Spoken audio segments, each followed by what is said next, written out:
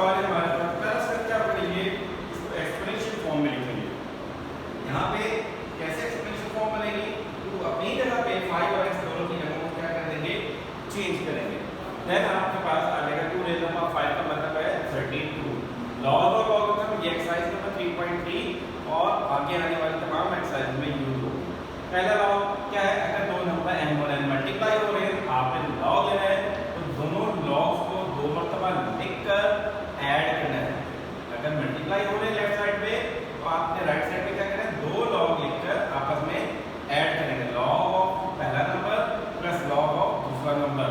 ठीक है, अगर दो नंबर्स डिवाइड हो रहे हैं m और n, यहाँ पे हमने नाम दिया, तो क्या करेंगे, दोनों नंबर्स को अलग-अलग लॉग लेके सब्ट्रैक्ट करेंगे, लॉग ऑफ पहला नंबर माइनस लॉग ऑफ दूसरा। अब ऐसे याद रखेंगे, नंबर मल्टीप्लाई हो रहे हैं तो हम दोनों नंबर्स को ऐड करेंगे लॉग लेके, अगर डिवाइड हो रहे हैं तो दोनों नंबर्स को आपने सब्ट्रैक्ट करेंगे लॉग लेके।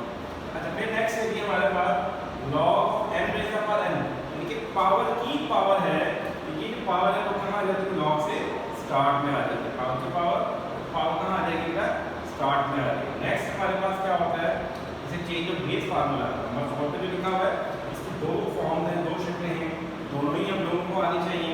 क्या है, log n to the base a है, अगर किसी नंबर n का log with respect to a है तो आप क्या करेंगे, log n to the base b, देखें इसकी बेस a के बदले हमने चेंज कर दी b, फिर आगे इसी बेस का log लिया with respect to the original base that is a, ये बनेगा log n to the base b multiply log b to the base a। एक शक्ल मिली है मल्टीप्लिकेशन वाली। नेक्स्ट दूसरी फॉर्म क्या है हमारे पास, इसी का log ले रहे हैं, हमारे पास यहाँ पे दो नंबर से log n है और बेस a है, अब log n बेस b के लिहाज से आ गया डिवाइडेड बाय यहाँ पे log ऑफ a, बेस का log with respect to the base b।